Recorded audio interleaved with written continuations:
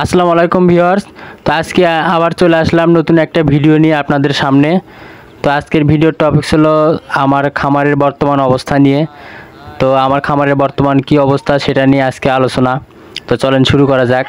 তো এখন বিকেলবেলা আমি আমার যে মুরগিগুলো আছে, দেশি মুরগি, আপনারা জানেন আমার দেশি মুরগি আছে কতগুলো।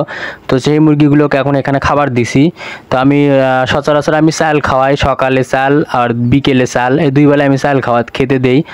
আর অন্য কিছু খেতে দেই না, কারণ ওরা মানে ছাইড়ে দেওয়া থাকে, বাইরে ঘোরাফেরা করে খায়। ওরা নিজেদের খাবার নিজেরা সংগ্রহ করে খায়। আর এখানে কয়েকটা বাচ্চা উঠছে আমার মুরগির, দুইটা মুরগি মিলে প্রায় 10-12টার মতো বাচ্চা উঠছে। তো সেগুলো নিয়ে ওরা এখানে খাচ্ছে। আর ওরা মারামারি, ওরা সব সময় শুধু মারামারি করে। আপনাদের যাদের মুরগি আছে তাদের মুরগিরা এরকম মারামারি করে কি না কমেন্ট করে বলে যাবেন। আমার মুরগিরা খুব মারামারি করে, একটা আর একটাকে দেখতেই পারে না, খুব সারাক্ষণই মারামারি করে। আর এখানে এখন আমি আমার হাঁসগুলোকে খাবার দিলাম। তো হাঁসগুলোর দিকে চোখ আসতেই আমার ভেতরটা কেঁপে উঠতেছে, কারণ কিছুদিন আগেও আমার এখানে 5টা হাঁস ছিল। একটা বড় সাদা হাঁস ছিল, আর আরেকটা বড় হাঁস ছিল বাচ্চার ভিতরে, যেটা বড় হয়েছিল সেটা ছিল। এখন আছে বর্তমানে 3টা। তো এখানকার 3টার ভিতরে আবার একটাকে কুকুর মানে ঘায়েল করছে। তো এই যে ছোট রাজহাঁসটা দেখতে পাচ্ছেন বাচ্চা, তো এই বাচ্চাটাকে ঘায়েল করছে, আর রাতের বেলা সে মারা গেছে। তো দেখতে পাচ্ছেন তার নিথর দেহ পড়ে আছে এখানে। তো শুধু আমাকেই কষ্ট দিল, কি আর করব, আমার ভাগ্যে হয়তো এটা লেখা ছিল। ভাগ্যের উপরে তো আর হাত বাড়ানো যায় না। আর এদিকে আমার গরুগুলো তো দেখতে পাচ্ছেন, আমার গরুগুলো এখানে মাশাল্লাহ গরুগুলো এখন একটু ভালো আছে। আর আমার বড় যে গরুটা, ওটার কয়েকদিন একটু অসুস্থ ছিল, আর এখন মোটামুটি মাশাল্লাহ একটু ভালো ইনশাল্লাহ। তো এখন আমার এই 2টা গরুই আছে।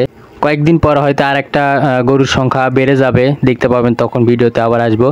আর এখন দেখতে পাচ্ছেন আমার যে হাঁসের বাচ্চাগুলো, তো এই হাঁসের বাচ্চাগুলো আমাকে কষ্ট দিল, কারণ এই প্রায় 2 মাস এদের বয়স হচ্ছে, আজ পর্যন্ত ওরা এই এতটুকুই লেগে আছে, আজ পর্যন্ত ওরা বড় হলো না। তো কি কারণে যে এটা হলো আমি সেটা এখনও বের করতে পারিনি। তো যদি আপনাদের জানা থাকে তাহলে কমেন্ট করে বলে যাবেন। আর এদিকে আজকে সারাদিন বৃষ্টি হয়েছে, আর বৃষ্টির কারণে আমি ছাগলগুলোকে ঘর থেকে বের করতে পারিনি। তাই ঘরের কি অবস্থা দেখেন। ছাগলগুলোকে আমি ঘরে খাবার দিছি, ঘরে যে ডাল পাতা ভেঙে নিয়ে এসে ঘরের ছাগলগুলোকে খাবার দিছি। আর ঘরের কি অবস্থা দেখতে পাচ্ছেন আপনারা। ঘরগুলো এখন ভালো করে পরিষ্কার করে দিতে হবে, যাতে ওরা রাতে আবার সুন্দরভাবে শুইতে পারে। যেহেতু নিচে আমার বৃষ্টি এলে দিনে ছাগল রাখার জন্য কোনো জায়গা নাই, সেহেতু আমাকে দিনের বেলাতেও ঘরের ভিতরে রাখতে হয় বৃষ্টি এলে পরে, তার জন্য আর ঘরের এই অবস্থা। আর এখন একটু বৃষ্টি কমে মানে সেরে গেছে বিকেলবেলা, আর সেজন্য ছাগলগুলোকে ঘর থেকে বের করে এনে বাইরে পাতা খেতে দিলাম। আর ঘরটাকে পরিষ্কার করে দিতে হবে, তার জন্য ছাগলগুলোকে বাইরে খেতে দিলাম। আর আমার ছাগলগুলো কেউ নজর দেবেন না, সবাই মাশাল্লাহ বলে যাবেন। মানুষের নজর কিন্তু খুব খারাপ জিনিস, দয়া করে কেউ নজর দেবেন না। আর এই বৃষ্টির ভেতরে মানে খামার করা যে কতটা কষ্টের, সেটা একমাত্র যে খামার করছে বা যে এই পশু পাখি গরু ছাগল পালন করে সেই জানে। যারা পালন করে না তারা বুঝতে পারবেন না এই বৃষ্টির ভেতরে যে কতটা কষ্ট করতে হয় আমাদেরকে। আর এদিকে আমার দেশি মুরগিগুলো অনেক দিন হলে ডিম পাড়তেছে। তো মাশাল্লাহ এবার অনেকগুলো ডিমই খাওয়া হলো। এবার আমি ফোটাইনি আর কি, বাচ্চা ফোটাইনি, তো এবার অনেকগুলো ডিমই খাওয়া হলো। আর এখানে প্রায় সবগুলো মুরগি কুচে বসে আছে। তো ভাবতেছি একটা মুরগিকে কুচে বসায় দেবো, যেহেতু ডিম আছে ঘরে।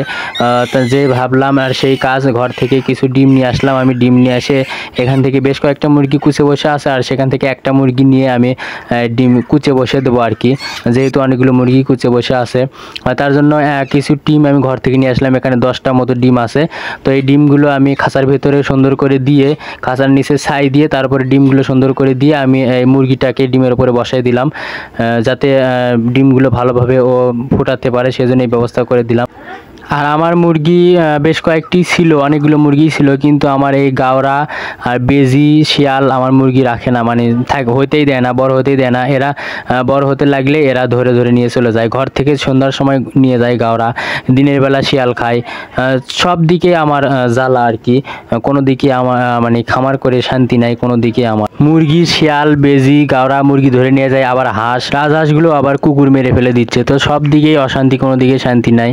আর এদিকে ভিডিও করতে করতে প্রায় বিকেল শেষ হয়ে গেছে, এখন সন্ধ্যা লাগতেছে আর কি, তার জন্য হাঁসগুলোকে আমি দুয়ারে তুলে নিচ্ছি, যেহেতু ছোট হাঁস, আর সেহেতু হাঁসগুলোকে তাড়াতাড়ি করে ঘরে তুলে নিচ্ছি। দেরি করে তুললে পরে আবার গাওরা আসে নিয়ে যায়।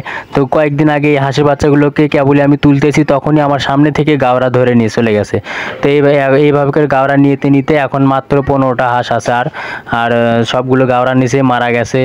তো আমার সাথে শুধু এরকম হয় আমার কপালের জন্য, তাই কি করবা, কিছু আর করার নেই, ভাগ্যের উপর তো আর আমি হাত বাড়াতে পারবো না। তাই শত বাধা বিপত্তি বিপদ সবগুলোকে কাছে নিয়ে মানে সাথে নিয়ে আমি খামার সেক্টরে এগিয়ে যাচ্ছি। সবাই আমার জন্য দোয়া করবেন, আমার খামারের জন্য দোয়া করবেন। ভিডিওটি ভালো লেগে থাকলে লাইক কমেন্ট শেয়ার করে সাবস্ক্রাইব করে পাশে থাকবেন। ধন্যবাদ।